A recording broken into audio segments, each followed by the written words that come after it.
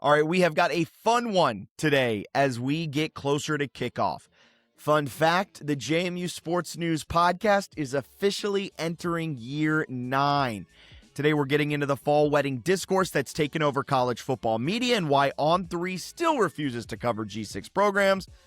Then we're diving into the real stuff. What actually counts as a successful year 1 for Billy Napier, our predictions for the Liberty game in week 1 and the rest of the season, and a look back at some of the worst takes we've ever had on this show, including a real doozy from 2018.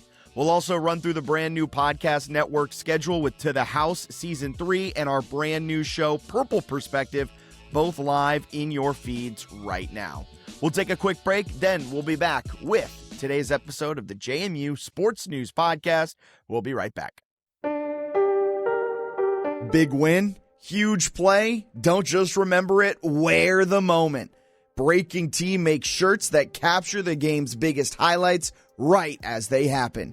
Gear up today using the link in the description. College football's back, and it's time to upgrade your game day gear. Right now, claim 15% off at Home Field. The best retro and vintage apparel in the game. Rep JMU in style. Don't wait. Check the link in description to get your 15% off. Love JMU Sports News? Help us keep bringing you the best coverage we possibly can. Support the show and fuel our work at buymeacoffee.com/JMU Sports News. Every cup keeps us rolling all season long. Buymeacoffee.com/JMU Sports News.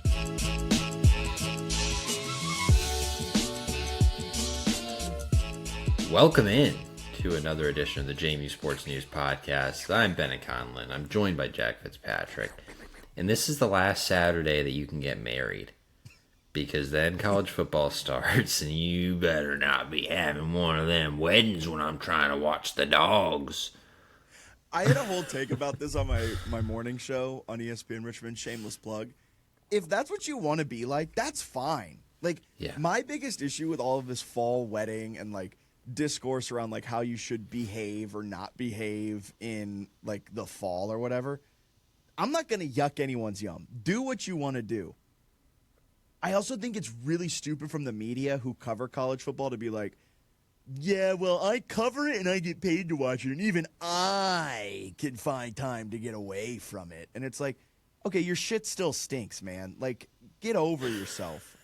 I'm almost more mad at the media members who are like, actually, you should want to get brownie points. And I know we had the whole discussion over the schedule draft and everything, but Bud Elliott, who I know JMU fans know very well after he said that it was it's gotten worse, man. He just does rage bait now, and he's like, these are the yes honey weekends, and you pick 6 weekends for you to do stuff. It's that's half the first week of the year. Yeah. And it's also my other point of it is, if you're only doing something to get brownie points, maybe you should reevaluate your relationship. You should want to hang out with your kids, your wife, your girlfriend, your friends. It shouldn't be to get brownie points. Right. To then be honey, it's the Sun Belt Championship. We've got to make plans to leave. And remember all those brownie points I racked up? If you're doing something in a relationship just to have a back-end payoff, probably not in a healthy relationship. I just am over all of it. I don't care if you're skipping a game to do your thing. I don't care if you're a hardo who will not skip for your sister's wedding, which is weird, but whatever. Do your thing. I just hate that it's almost entirely the On3 talking heads who would rather do this weird bit than ever have a serious discussion for more than 30 seconds about any G6 team. Yes. They're oh, sorry that you're a casual, and they only talk about half the sport.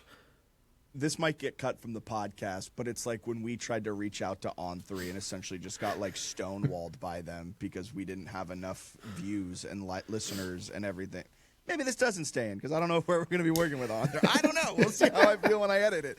I doubt they're listening because they didn't even know they did no pre-research on us when we had the meeting with them. They don't care about G6 because it doesn't bring the clicks in the way that P4 programs do. But they've become more shameless about the clicks, where it's weird fall wedding discourse, which I think is mostly just like a bit for engagement.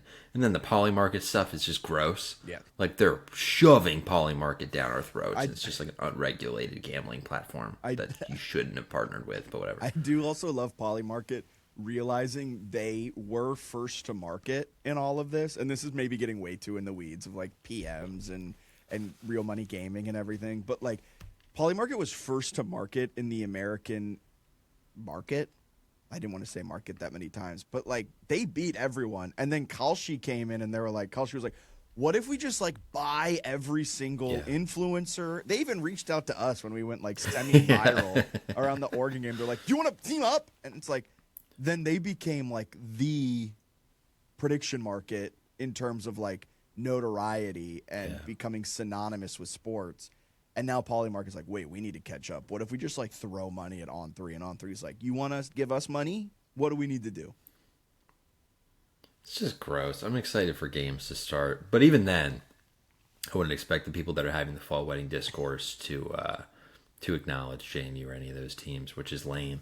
But I also love, like, there was a take in, it was like Chris Vanini of The Athletic, who I like his reporting a lot, I think he's pretty good, but he was like, you can go to the wedding and just watch the whole game on your phone. It's like, well, that's also kind of like a jerk move. Like, what do you mean you're going to just sit in a corner and watch games on your phone? It's like, I went to, someone had an early season fall wedding. It was the JMU Louisville weekend, right? They didn't have like a traditional rehearsal dinner. It was like a cocktail party or a cocktail hour, whatever it's called when it's a wedding. And it was the night of the JMU game. And I was like, Eva, is it all right if I turn the game on while we're all getting ready? And then when we went to the cocktail hour, I had it on my phone, but it was just like kind of off to the side where like I can check in on it every now and then. The idea of like just having your phone open and being like, I gotta watch like if that game had happened during the wedding, you know what I would have done? Watch the highlights the next day. Or maybe while I was pooping in the bathroom of the wedding, I just quickly pull up the quick 1 minute highlight reel and then boom, done. You know, you just gotta read the situation a little. But I thought it was a funny suggestion that it's like during the entire wedding, you're just watching like the slate of games. Yeah, I was like, well, yes, that's kind of a weird take. That is the weird part of it, where it's like for JMU specific game where we're like extreme crazies about it, sickos about it. Yeah, but then you're like, well, I want to watch this random college football game on a Saturday at 3, and it's like that doesn't. It's whatever. If people want to skip weddings, fine. You know, do your thing. But I just want to hear less about it. I don't care. I just hate that it's like a weird hardo bit now where it's like, I'm not a casual, I skip weddings. And it's like, Speaking of On3 and their lack of coverage of G6s, and I know some JMU fans have pointed this out, how objectively hilarious it is that JMU was a safety. And Bud Elliott's like, oh, I meant that as a joke. That wasn't me being serious. But then like he kept doubling down on it. Oh, the safety issue joke. The safety issue, but then like they do bad bits. The national people. Bud Elliott's actually cover 3, not even on 3. But whatever. Yeah. Like zooming out, how a lot of the national media did like discredit JMU and Tulane, a lot of the G6s, and now that UCLA team, they're like, this is a dark horse to win the Big Ten. And it's like weird. They're like, Sahir West, contender to be Big Ten Defensive Player of the Year. I mean, this guy's different, and it's like. Same guy that was here 6 months ago. Yeah, it's like, I voted for UCLA in my top 25. It's like, well, okay. Wasn't Delvin talking about this? Like, I'm high on Oklahoma State this year. Could be something. It's like, why are you high on them? It's like they stole and imported a G6 roster, and now you're like, wow, this team's sick just because they have a different jersey on. It's pretty lame. Yeah. Not Delvin. Delvin, not lame. No. Delvin was calling it out. The way you worded that, though. Sorry, yes, I worded that poorly. Delvin was calling the national media out there, which I thought was good. Well, I guess before we dive into kind of breakdown of the schedule, like a real legit breakdown of the schedule and some listener questions, we should say that To the House is back for Season 3. Delvin Joyce manning the ship this season. You'll have special guests dropping in throughout the year, former JMU players, kind of rotating, quote-unquote, guest hosts. You can find the first episode of Season 3 in your podcast feeds right now. Be sure to subscribe to the JMU Sports News Podcast Network on Spotify, Apple Podcasts, YouTube. You'll never miss a single episode. We've also got a brand new podcast. I guess this is probably coming out Thursday. Dropping yesterday, if I'm trying to get my day straight. It dropped the Wednesday, first episode of the brand new purple perspective. Look at those kids, those dang whippersnappers thinking of that alliteration over there. Yeah, a couple of JMU students hosting a podcast for us, so that'll be in your feeds. Yeah, man, you know how to cut a promo. I think it'll be exciting. So we got a whole little podcast network. We'll have Mondays to the house. We'll have Tuesdays JMU Sports News recap pod. We'll have Wednesdays Purple Perspective. Thursdays as it is possible, because sometimes the beat reporters get back to us, sometimes they don't. It's a whole thing. Thursdays we'll try to make it a preview episode of the JMU Sports News podcast. So instead of dropping like a 2-hour episode on Tuesdays, we'll essentially split it up, try to drop it into 2 different hour-ish long podcasts. So Monday, Tuesday, Wednesday, Thursday, fingers crossed, we'll be having podcasts hitting your feeds. So be sure to subscribe, like, comment. It would go a long way here before we dive into stuff. Would go a long way if you did take a moment and like and comment on the podcast, on Apple, on Spotify. It really helps reach. It helps growth. You just go in, put 5 stars. Even if you don't think it's 5 stars, put 5 stars. That's how that works. And then give us a little comment, what you like about it, maybe what you don't like about it, but really emphasize what you do like about it. And that goes just a long way. And then be sure to subscribe over on YouTube as well, so you never miss any of our YouTube content as well. Yeah, it's good that Delvin's back, so now that our haters can get back to enjoying the platform. Yeah. Well, speaking of the haters, the listeners. You want to start with listener questions or this? Yeah, let's do it. All right, listener questions, kicking things off. The artist formerly known as JMU Hater, now Richie is JMU Liker. Oh, yeah. How was the offseason, boys? This offseason had a ton of improvements for the JMU football program by flipping Richie from hater to liker. What do you guys expect from this new Richie this season? Feels like a bit of a trick question coming from him about what we should expect from him. I will say I think this is the biggest challenge, underrated. Tough for the fans in the name game, right? You're going from JMU hater to JMU liker. You get his name down with all the fans, all the diehards, and now you switch over an off season. It is a big challenge for chemistry in the fan base. So I'm excited to see how people handle it. You know who JMU hater always reminded me of, and I kind of miss dearly? Oh, Ezra. Yeah. What happened to him? He seemed to just be a big old Kurt Signetti hater, and just would yeah, I guess that would make sense why he faded off. Signetti left and won a national title, yeah. So it's hard to be like, ugh, you're just wrong, dude. Yeah, but man, Ezra was fun for a couple of years there. Somehow, always found the tweets. Somehow, always was like, and he would always tweet in like using emojis as words, so it was sometimes hard to follow. Oh, it was extremely hard to follow what he was saying. You just knew that he was angry. Yeah, great time. Dominic Palumbo asks, what defines a successful season in year 1 of the Napier era? Competing to win the East, winning the Sun Belt, winning 10 games regardless of how it's done. I think probably winning the whole thing, right? I mean, you look at the second half against Oregon, the dominance there against a full starting lineup, all right, playing as hard as they sarcasm. could. Okay, sarcasm. I mean, Dante Moore was seeing ghosts against this team. And yes, the whole team is gone, in quotes. But man, the culture remains. And I think when you have a culture like this, anything is possible, dude. Like, legit anything is possible for this team. Like a national championship's possible? I think if they have a winning record, I'll be pleased. But I have lower expectations than most of the fan base. Part of the thing is, like, if he can keep... Like, if Napier stays and keeps one of his coordinators... Going into next year. Going into next year. And has, like, a decent quarterback situation, I'll probably feel pretty good about 2027. I really feel like the first year, given the roster turnover, is, like, a foundational year. Like, Chesney went 8-4, but I felt pretty good going into year 2. So, like, if they go 8-4, or 9-4, I guess they won a bowl game, I still probably feel pretty good going into year 2. I mean, as long as they don't, like, tank, I would be fine with almost whatever happens this year, which I know is not shared. Like, that opinion is not shared by most of the fan base. Well, I think it is important to kind of note that Chesney did make it to the college football playoff, did win the Sun Belt in year 2, and took JMU to, quote-unquote, new heights, the likes of which had never been seen before, right? But year one was a mess. Year one was a struggle. They were seeing ghosts at ULM. They thought that was a raucous atmosphere.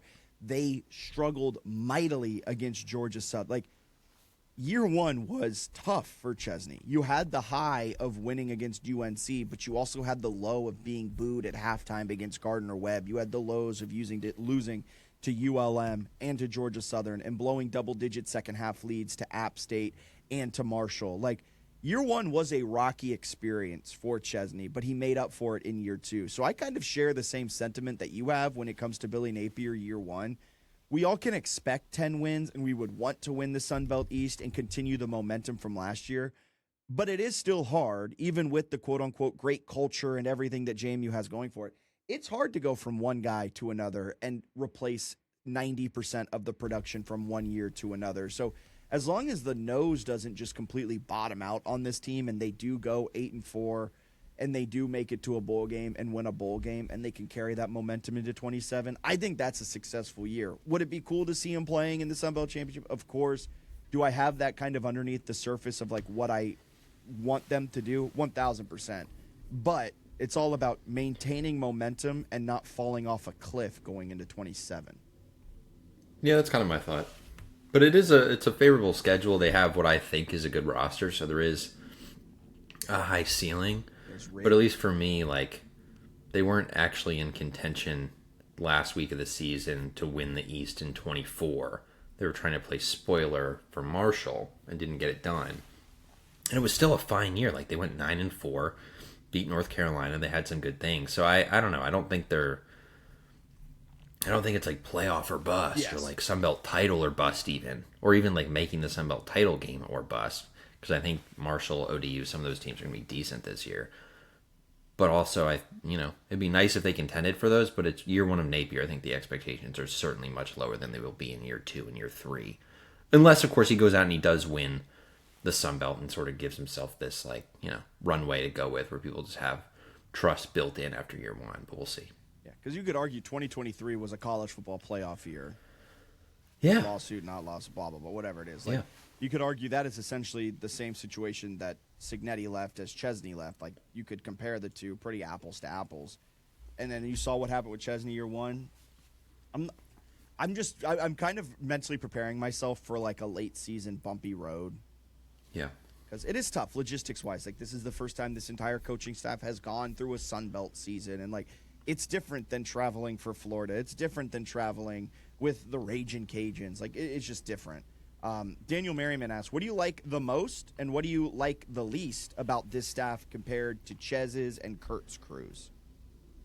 It's a pretty fun question. What's your answer to this? Yeah. Way to throw it to me first. What I like the most, offensive coordinator and getting rid of Kennedy.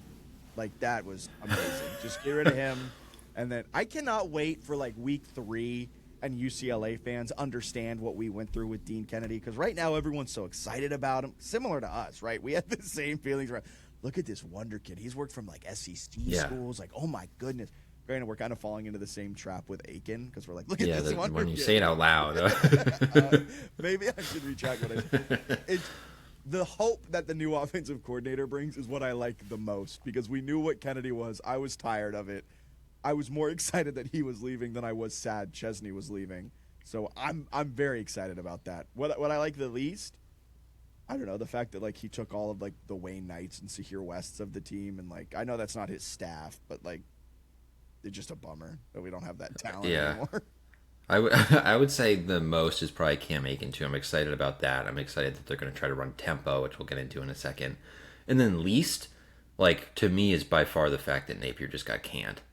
Like, Cignetti and Chesney were coming in just on a rocket ship rise. They had never failed anywhere. They were, like, widely considered to be elite talent evaluators and program builders. And Billy Napier just got canned. It's a different setup than before when they got these guys who were just on rocket ships compared to Napier, who just tanked. I would argue, of the coaches that were, like, kind of, quote-unquote, available this last coaching cycle, though, Napier was like maybe the best one we could have gotten. I think it's a good hire, and I think it makes a lot of sense why they hired him.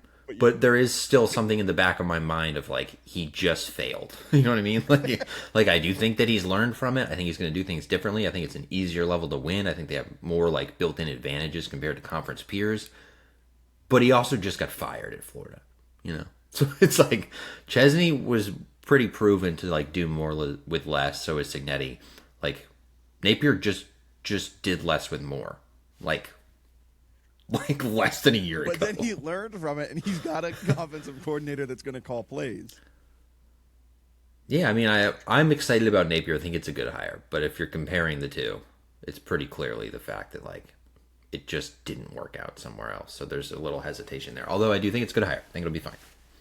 Next question. This one's from Dalton. What do you expect out of the defense 3-3-5 with an edge standing? I think there's talent, but with an increased tempo on offense, defense will see serious regression over previous years. Yards per game allowed has not been kind to Napier at Florida, and I think his best was only 33rd at Louisiana. Even if the defense is solid, I think the team defense will appear much more worse. I know English. Will appear much worse statistically because of the tempo on offense. I think we're going to see a different brand of football to what we've been used to. Everett Withers, is that you? This is a good point, and I think it's fair and one that fans should probably expect. So ETSU was 15th in total offense last year with Cam Aiken. They were 98th in time of possession. JMU last year, I think, was second nationally in time of possession. It was like them and the service academies. So it all kind of worked together where like they weren't really running tempo offensively. The defense was incredible at like forcing 3 and outs and getting off the field. And then they were kind of down to like hold the ball. So it all worked together where like the defense didn't play that many plays last year. It's part of why they were good is because the offense was on the field a long time. They would get off quickly. There were fewer possessions, and it's part of why they looked so good. And then Oregon kind of showed that there were flaws defensively. It's going to be different this year for sure because Aiken wants to run tempo, right? ETSU was like 90th in total defense last year. I don't know exactly what kind of personnel they had defensively. Maybe that was just a weakness in general. But they were giving up like 5 yards of play. There were teams that are in the top 50 of total defense, but they had like 100 fewer plays they were on the field defensively due to time possession with their team. Like, I think Hampton, or it was Howard. Howard was like in the top 30 of total defense, but was giving up more yards per play than ETSU because they just weren't on the field much. So I think that's worth noting. It's like, yeah, the total defense is probably going to be worse because I think they're going to play games with more possessions this year, which I also think probably favors JMU a lot because, you know, it's just like a larger sample size. They probably have more talent than most of their opponents. We talked about that last year when Kennedy and company would shrink the game and how much we hated it because we thought they were way more talented than a team like Georgia State or even Liberty. And they kind of let them hang around because they were having like 7-minute drives, and they basically played like 8 possession games. Cignetti did something similar too, and it's why we were so upset about his turtling and everything, because JMU has had the talent advantage, it seems like every single year dating back to their first national championship, but their coaches have just been adamant on shrinking the game, because if you shrink the game, you're then shrinking the amount of weirdness that can happen to a game. You're shrinking the amount of I'm trying to think of what's the word I'm thinking of? I guess you're trying to cut out like maybe variance, but I guess at the same time you could argue with fewer possessions there's going to be more variance. Yeah, it just than depends. If you played like 15. Depends on a coach's philosophy, but it's a great point. The offense is going to be running a higher tempo. They're going to, in theory, be scoring more often and at a quicker pace. So instead of a 7-minute touchdown drive, it's a 3-minute touchdown drive. So where do those 4 minutes go? Likely it's going to be either split between JMU and the opponent, or all 4 of those minutes go to the opponent. So the time of possession is going to look a little bit different. The yards per game is going to look a little bit different. It's similar to kind of what VCU fans on the men's basketball side, and I know this might be sacrilegious to talk about on a JMU podcast, but like Ryan Odom played basketball a certain way in the 2024-25 season, right, at VCU. Gets them into the NCAA tournament, but it's a slower tempo. It's better defense. It's going to be really good net defensive numbers in Ken Palm. And then year 25-26 under Martelli, year 1, he's running a much more high-tempo offense. We get the ball, we go, we do it that way. The raw defensive numbers are going to look ugly because the other team is getting more shots up. But in the end, they actually were very similar defensively rated. But it just looks... Yes. So, like, the advanced metrics may still say JMU's a very good defense, but the raw numbers may be like, oh, my goodness, they're allowing 200 yards more per game. And it's like, well, yeah, but they also had 70 more plays. Not actually, but, like, there's going to be a discrepancy. I think Florida had a top 15 defense in 24, and maybe they were top 30 last year. And then Louisiana had a couple top 50 defenses, too, during Napier's tenure. So I wouldn't expect the defense to like be bad. I would just look at like advanced metrics and efficiencies instead of You're speaking my language, Bennett. Total yards. EPA King, Jack Fitzpatrick. He's getting ready.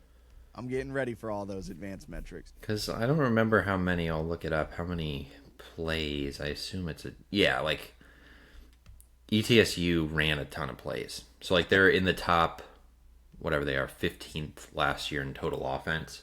But they're the lowest of everyone in the top 15 plays of yards per play. 6 yards a play is still fine, so it's not like they were bad. But they ran just a gazillion plays. I like it. Should be that's something to monitor, especially for the first couple of weeks of the season, because I imagine there's going to be some fan outcry of like, we're getting shredded. Oh my goodness, this is terrible. Yeah, I think they're gonna probably win differently, and then also like depth will be tested, right? If you have to run a million plays, big time, increases a chance of injuries among other things. So. Yeah, the defense is going to be interesting to monitor. We're putting them through a lot. JMU fan Jack asked, who are most likely to be the RB1 and wide receiver 1 this year? Pettaway's getting a lot of love. Probably Pettaway, right? I'd be surprised if it wasn't Pettaway. I want to know what happened last year. Like, I want to get him just to talk about what happened last year. Was it injuries? Was there a what happened? Probably injuries, and Wayne Knight was a dog. I know, but he just, like, became nothing. He ended up like not playing a ton of games, going from like an expected all Sun Belt caliber player to then just completely getting out of the rotation because Wayne Knight's great. I don't know, like that just a wild set of circumstances last year, and like it feels like we're all forgetting what happened last year. Like there's something that happened, and now he's just expected to be like one of the best mid-major G6 running backs in the nation. Yeah. Okay. Wide receiver 1, Corey Scott, Mikey Scott, Scar. I would probably say Corey Scott. Corey Scott's a dog. Although I think Wisłowski's going to put up a lot of numbers. So maybe Wisłowski would be. Ooh, okay. All right, I see you. I'll go RB1, Nick Herman. Hell yeah. And then wide receiver 1, Mikey Scott. Let me just go. Although, hell yeah, it's going to be so interesting, their target distribution this season and how they do it. Like, are they going to be smarter than they were last year? Like, Landon Ellis and Nick DeGennaro were clearly the 2 best wide receivers. And then Wisłowski came on well at the end of the season. Led the team in receiving yards each of the last 4 games or something. But, like, the refusal just to get the ball to those guys. Are they going to do something similar this year? Are they just going to, like, feed the hot hand? I'm very intrigued to see, like, how the target distribution plays out throughout this season. I've also been cracking up some of their interviews, the receivers. They have 19 receivers like listed on the roster, and they're like, we're 19 deep, man. There's no drop off from 1 to 19. I'm like, that's the dumbest thing I've ever heard. Like, I get gassing up your teammates, but like, yes, there is. Like, miss me with the we're 10 deep at receiver. No, you're not. Like, if you're 10 deep at receiver, I'm concerned. Because it means that your receivers aren't separating and, like, being good. I think they're, like, 6 deep at receiver. Which is still amazing. Deep, which is good. But, yeah, when people were like... it's just really funny when they're like, yeah, you number 19, you don't even know a difference. It's like, I bet if you put in a true freshman and compared him to Corey Scott, I would notice. Also, when are we going to get the Dylan Williams breakout? Yeah, I know. Delvin was talking about that. I just don't think it's coming. I don't think there is a Dylan Williams breakout. Do you know Nick Wright? Yeah. You know his nickname for Trevor Lawrence? No, I don't. The Prince That Was Promised. Oh, I love that. I feel like that's Dylan Williams. Eventually he's going to break out and his nickname will be the Prince That Was Promised. He's like a solid receiver. I just don't think he separates as well as... He had the OD, the Omarion Dollison type of splits for a while. It was either a catch or a first down. Bilbo asked, if you had to guess the starting lineups for Liberty, what does that look like? Also, what dark horses do you have that you believe will show themselves mid-season? I Is he saying the starting lineups like for Liberty or like our starting lineup for the Liberty? I hope for JMU. I don't know Liberty's starting lineup. Let's go. Let's do skill players. I think offensively it's Cam and Petaway in the back. Yeah, we got to talk about that. You think it's Cam? Well, it's coming up the next next question. Okay. Please, Bennett. I have a method to my madness. Because I haven't heard anyone saying that he's a generational talent. Did you know? And Delvin said that JC was. I'm plowing through that because that is literally the next question. However, did you know we're going into year 9, our 9th JMU football season of the JMU Sports News Podcast? Yeah, I did that. I did know that. Oh, you I about that. I did that. We did that. Isn't that crazy? Year 9. That is nuts, dude. And now count how many times we guessed the QB1 correctly. I was thinking about this. Like, I'm not even attempting to guess anymore. So I was just going to let you and Delvin, like, have competing takes. Just on our own. I'm wrong almost every time. Connor Mitch. That one was gross. That was just, like, I was too young. And that was pre the podcast. So I can only give you so much crap about that one. Some of them were pretty obvious. Like, Centeo, we knew. Yeah. McLeod, we were validated. Dylan Morris was hurt, but I don't know if he wins that job. And then some of it, the injury stuff, is just, if they were clear about health, it would help us a lot. Yeah. And Napier seems to be a lot more clear about health. This dude knows how to work a room. Yeah. Bob Chesney. I'm supposed to answer that? Looks off to the side. Why are they asking me about injuries? What's this? I have to answer questions about my football team? What's our worst take? Was our worst take calling the Mike Houston 2018 team the greatest JMU football team ever, and then they would proceed to lose like 4 I think by far. We were like, I was thinking about that the other day. It's like, this team is amazing, and they suck. That team sucks. I wonder where that podcast lives. I wonder if that was our short-lived SoundCloud era, or if probably, yeah. We'll have to try to find that one because that was bad. That was a bad take. If you have any, because I know there's some people out there that maybe have been listening since year 1, the 2018 JMU football season. Submit your worst takes, and we'll try to find some of our worst takes. Maybe that's what it was 18. Yeah, that's funny. The year they lose their opener at NC State, and we just like didn't care. Well, they looked competitive, and they looked fine. It's just funny that like they take an opening loss, and we're like, this is the best team in history of the program. And like the year before they. Okay, so here's their start. Here's what got us. Just a little throwback, blast from the past, real quick. 24-13 loss to NC State, where they had chances in that game. Week 2, that was the hot game too. Sorry to interrupt you. Yeah, that game you was went to like that game, right? 100 degrees. It was hell. Yeah, should have been at a fall wedding. Norfolk State, they win 17-0, but they played like a quarter because of a thunderstorm. And then Norfolk State, and then just called the game. That's when DiNucci like was taunting a player, and Houston was all pissed. Okay, then they played a Thursday home game against Robert Morris because I believe there was like a hurricane or a tropical storm coming. They play Robert Morris and they win 73-7 on a Thursday. Then they play William and Mary and they win 51-0. Then they play Richmond and win 63-10. And and we were like, at this point, my god, they've allowed what 17 points to FCS opponents, or 10 points or 17, yeah. So I mean, like they're cooking, and then they play Elon with Signetti, who we don't realize at the time is just a Goliath, and they get upset and lose. And they did. That was the bounce Dylan back. Stapleton fumble game, though. If he doesn't fumble, they should have won the game. But they bounced back pretty decently, going through the whole season here. And then they had that New Hampshire debacle.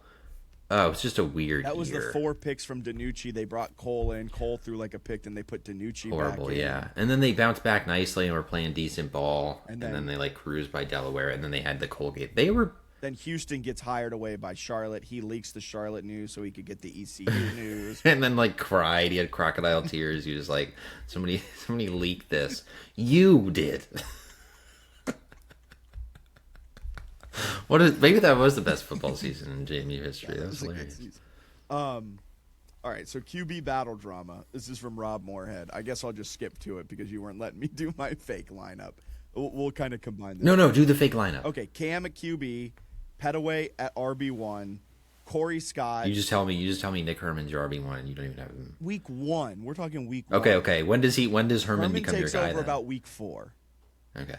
About the time at ODU, September 26th, we'll see Nick Herman get the majority workload.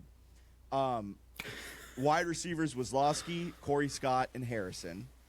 Yep. And then the offensive line. Offensive line, I'll do it. Left tackle, DJ Fox. Left guard, Evan Bushung. Starting center, Greenberg. Right guard, Tyler Brown. Right tackle, Frankie Tinalau or Rawls. I'll say Rawls. Deacon Rawls. No Evan Bushong? No, he's left guard. Oh, okay. I bet I missed that. Okay. Defensively, I'm going to go Trent Hendrick. Can we talk about that for a second? How it floats that he's considering coming back. They asked Napier about it, and then it's just dead air for 2 weeks. The agent that you've reached out to like every day for 2 weeks has just not responded to you. So I assume that's not happening. So the linebackers, Gannon Weathersby will be one of them. I got you on that one. McKeon Jackson. And then Amar, I think, is going to be kind of that edge type of guy. Just reading out of Phil Steele. Well, it's worth noting that Phil Steele puts him not as a 3-3-5. What does he do? He has 4 linemen, 2 defensive ends, a defensive tackle, and a nose guard. Yeah, I think you could claim Amar as a linebacker and do 3-3-5. So then, yeah, I think I honestly don't know on the defensive side. Like KJ Flo will be out there. I think the Toledo transfer will be out there. You go ahead, Bennett. Okay, secondary is too hard, so we'll skip that for now. So defensive line. Defensive line. Keytron Simpson at one edge. Amar on the other. The middle is going to be Lovelace and Kels Bush. Okay, Mr. Phil Steele. You just gave me a hard time. That's literally Phil Steele. Yeah, but it's also my brain. You got the 2 linebackers. Okay, and then I want to go crazy for the secondary. We're going Weathersby and McKeon linebackers? Yeah. And then Trent Hendrick rotates in. Okay, DJ Kelly at a corner. Toledo transfer. Okay, that's who I was thinking of. I think they're going to do Ken Willis at the other corner over Minka. Okay. Ken Willis so is two the Cincinnati corners. transfer. Yeah, he was here last year, but it was mostly special teams. And then Flo, obviously, is the starting nickel. And then you need the 2 safeties. I think it's going to be Gathers and either McGill or I think the Harvey from Finley apparently had a great scrimmage. I wouldn't be shocked if he took one of their places. Okay. All right. I think that sounds about right. Chase Regan probably rotates in at some point. I'm a TJ McGill guy. Never wrong, just early. That's my He's good. Because I was all in on TJ McGill last year, and he got spot minutes and everything. But I think he'll erupt. Who else could play at safety? If you won't make fun of me, I'll open up my Phil Steele. TJ McGill, Chase Regan, Chase Miller, Seth Gathers, Jayon Harvey, DeQuan. Okay, it's those 4 then. Thomas. Right. It is worth noting that there has been potentially a player that's out. Message board said. So. Okay. They also said that they're glad that To the House is back because they're sick of us. Was that really said on the message boards? It wasn't that mean. Somebody said it in a nicer way. Oh, and Minat, if he's healthy, that's who I was trying to tee you up to say. Yeah, I forgot about him. Because at the spring game, he was in a boot. He was in a boot, yeah. So I don't know if he's injured, if he's, the rumored injury. All right. So this is from Rob Moorhead. QB battle drama. Jack is favoring Cam. Delvin is favoring JC. I feel like that's selling it short for what Delvin is saying about JC Evans. Will we have some epic beef going on at JMU Sports News once we find out who our starter is? I don't think so. If they pick correctly and go with Camden Coleman. You both are pretty adamant they're picking your guy. Delvin called J.C. Evans a generational talent, which could be true, could also not be true. The dude is... Those are the two options, probably. Dude is, a monster. He has completely recreated how he's throwing. A question was finally asked about Camden Coleman, and Napier, I think, had the most praise for Coleman out of any of the quarterbacks that he's been asked about. I think Camden is the leader right now. I think Camden is the leader from reading the tea leaves, but that's not to say that J.C. Evans can't usurp him. because if he can put together a consistent throwing motion, his athleticism brings so much to the table. But Camden also is a highly athletic quarterback who can run the football, and he can hit passes, and he's experienced. He's won a lot of games at the FCS level. He was a very good quarterback in the CAA back when the CAA was still a good FCS conference. I think Camden Coleman gives JMU the best chance to win, especially as they start the season out with Liberty and at San Diego State.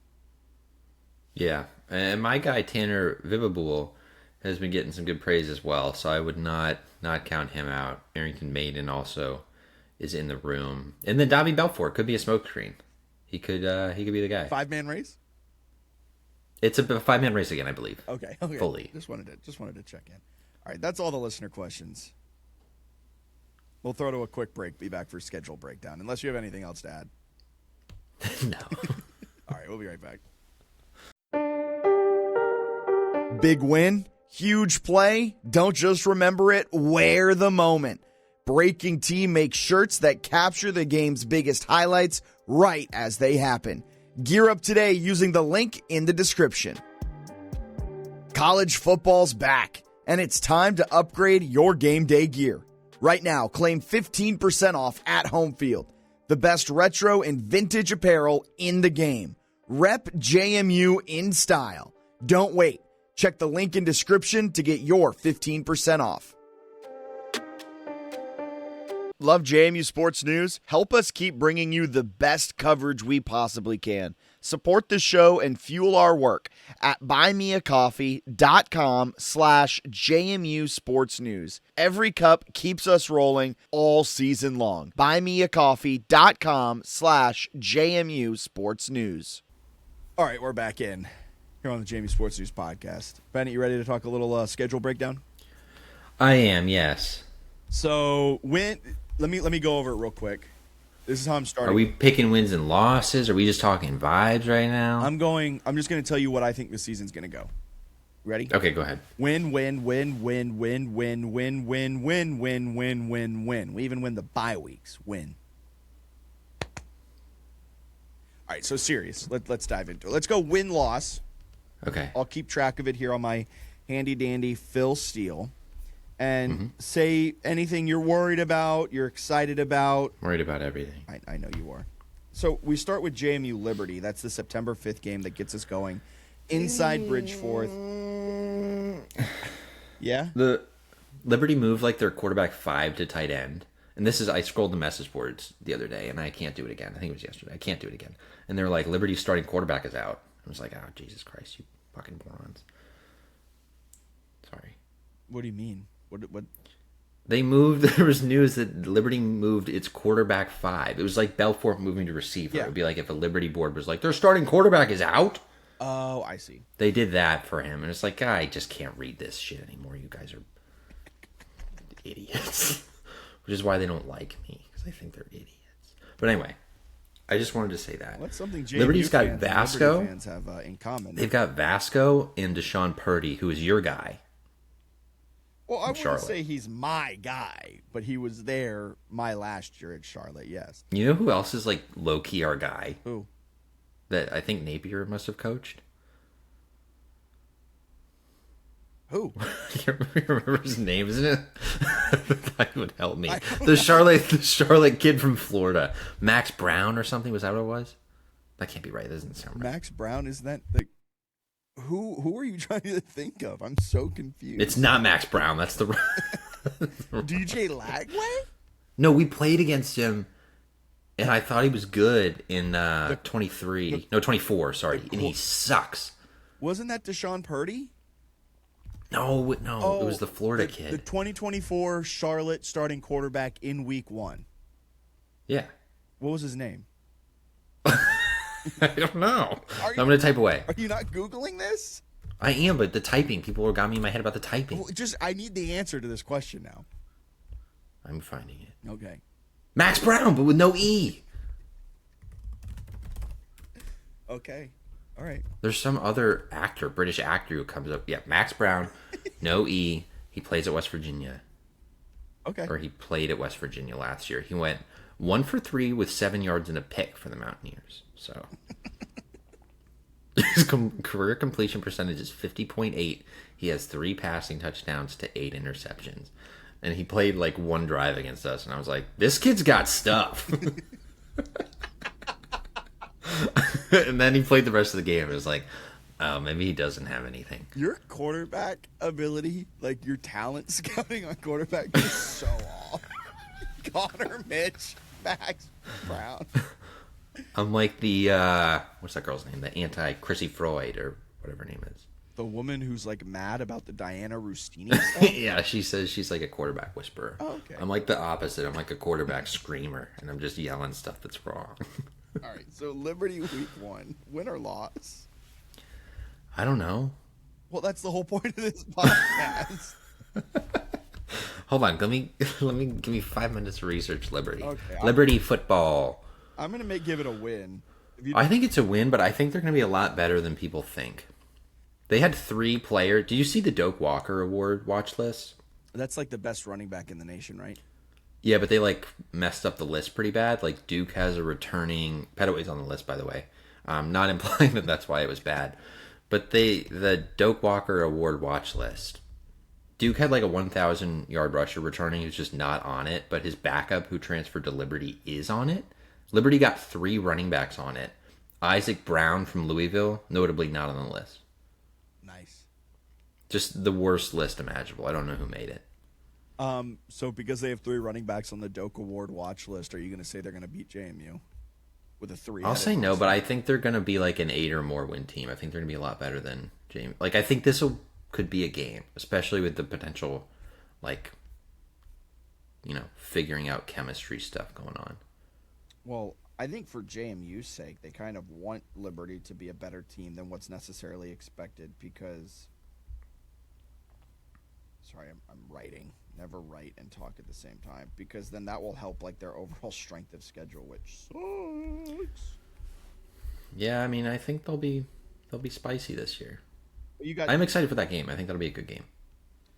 I will unfortunately see that's fall weekends, man. I'll be doing Virginia Union, so I'll watch the JMU game, and then Virginia Union's got a night kick. Casual alert. I'll be watching it, and then I'll tune. Then everyone should tune into the CIAA Sports Network to watch Virginia Union play at home at 3:30 in their home opener. I think it's a 6 kick. Oh, you got plenty of time to watch it then. Exactly, that's what I'm saying. You might as well go to the game and then drive down to Virginia Union. I did contemplate if that was possible, but probably not, right? No. Show up like way late at kickoff, running into the booth, putting on the Wagner. This is JMU's Super Bowl, so I think JMU can win it. Haven't spent a lot of time researching Wagner yet, but I think they'll win this game. Game sponsor is Pepsi. That's big for you. Good omen. Then it's at San Diego State. I actually think we lose this game. I think it's a win.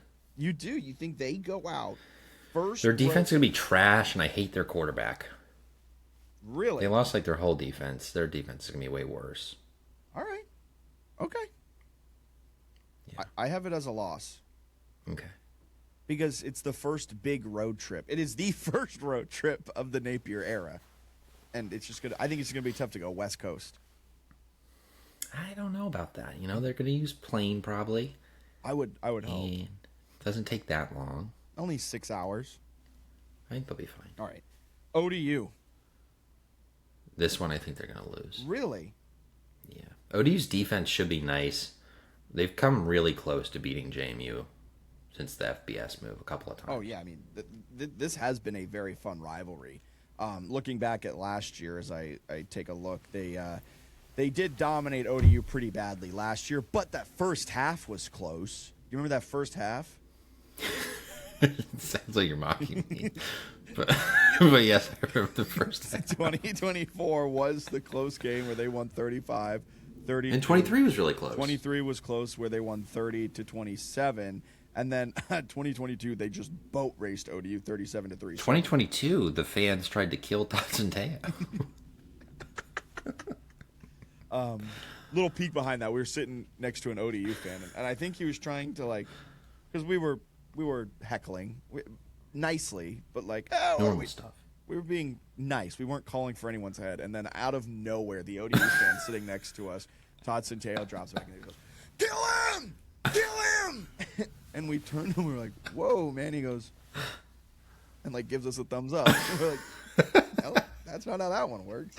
Yeah, I remember you being like, "Whoa," and he was like, "Oh, maybe I did a little too much."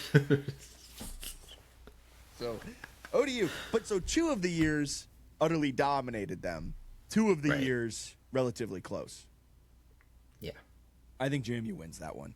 I think JMU, whether it was Cignetti or Ches, Ronnie hated Chesney, which was such a funny little subplot to this game. But I think JMU has just for some reason had their number, and I think that just stays. Like I think at this point JMU just has ODU's number. That takes us into the Marshall game. It is worth noting that is at ODU. Marshall is the first home game since September 12th. Who do you have winning in that one? You're high on the Marsh. I love Marshall, but I think JMU wins. Why is that? Why are you high on Bounce Marshall? back. I think Del Rio Wilson's decent. I think the coaching staff I like, so I think they'll be fine defensively. They just seem like they have a somewhat coherent vision of what they're trying to accomplish. Okay. I got JMU winning that game as well. I think Marshall, although JMU, since making the move to FBS, correct me if I'm wrong, JMU has not beaten Marshall at home. That is correct. So that's a fun little wrinkle to it all, where it was the Todd Centeio injury game in 22. In 24, it was the Alonzo Barnett game, which was OT. He tore his ACL.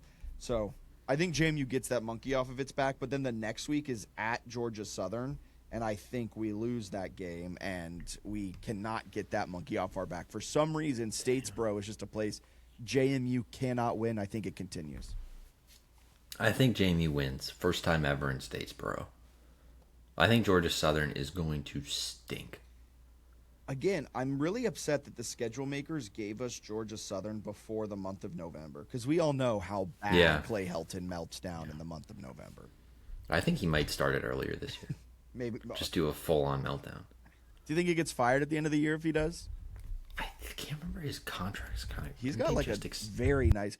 Why does Clay Helton stink as a coach? Like, what happened? He was one of the hottest names on the market 7 years ago, and I know that's a long time ago, but like, he has just progressively gotten worse every year. That's a good question. It's he's got his contract through 2030. Jeez Louise. So I don't think they'll bail. Do you know who Georgia Southern's starting quarterback is? Max Johnson. Max Johnson, baby. He's been around the block. He was in unbelievable. C.J. Stroud and Bryce Young's recruiting class. Yeah. Let that sink in. They're going into their 4th year. Doesn't he get hurt like a lot? Yeah. So? Yeah. I guess that's how he's still around, right? Literally the reason. Yes, he is still around. Then after Georgia Southern, it's the other Georgia team, this one with a state at the end of their name. Georgia State coming off of a bye, but it is homecoming for the Dukes. I think that's an easy win. Georgia State just feels rudderless in this new coach era. Like, they just feel like they have no...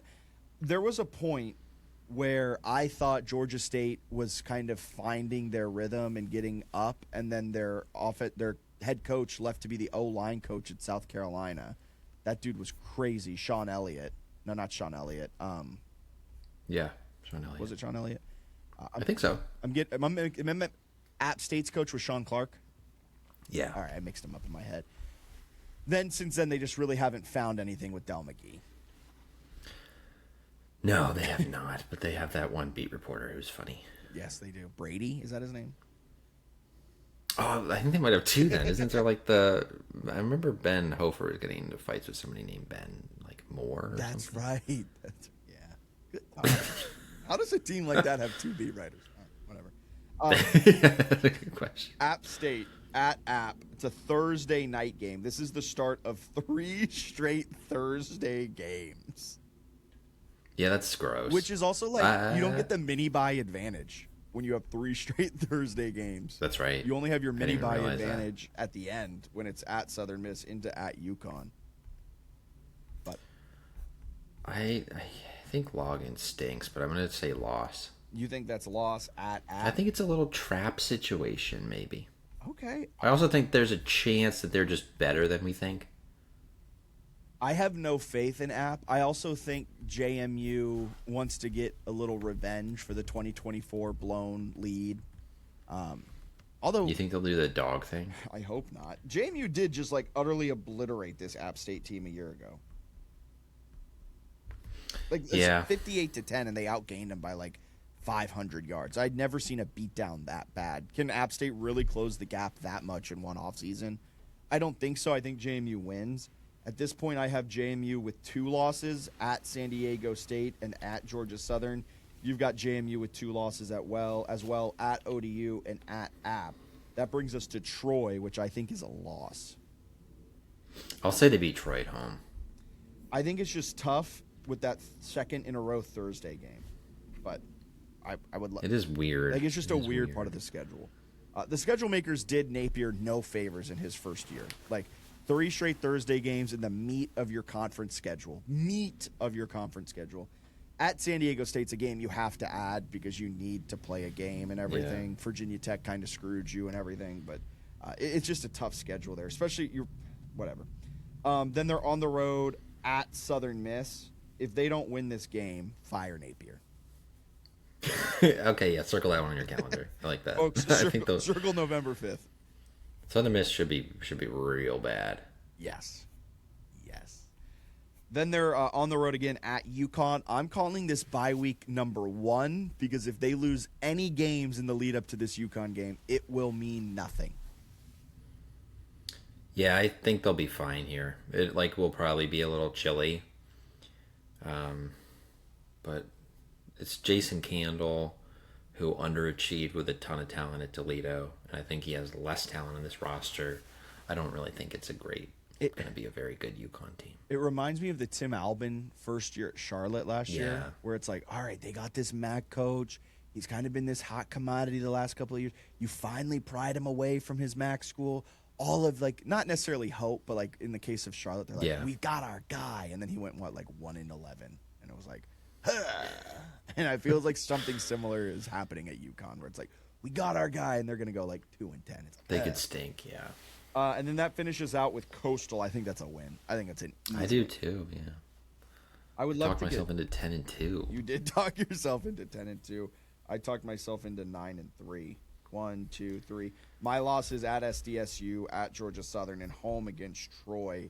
That would be wild if they lost to Troy, though, because they, as your very convoluted stat from a couple podcasts ago, JMU has not lost at home in regulation with the starting quarterback since making the move to FBS. Yeah, they don't lose, especially on Thursdays. You look at what they've done on Thursdays. It's just unbelievable. JMU is undefeated on their Thursday night games. They're good on Thursdays and Tuesdays, apparently. And the other Thursday against Robert Morris in 2018. Yep. Yeah, they're a Thursday team. Some people are calling it a thing. And I bet all the players that play for JMU at one point were really good Friday night players, too. That's well said. All right. Anything else you got to add on this podcast? Man, it's a manageable schedule. I think that's what that exercise shows. I love you're just... Yeah. Manageable is a nice way to say bad, and I'm not pointing blame at anyone. I think it's just the life of being a G6 team at this point, where you're making a face. No, you're making a good point, and I do really just want to hammer home because people were making fun of the previous take about it being a soft schedule.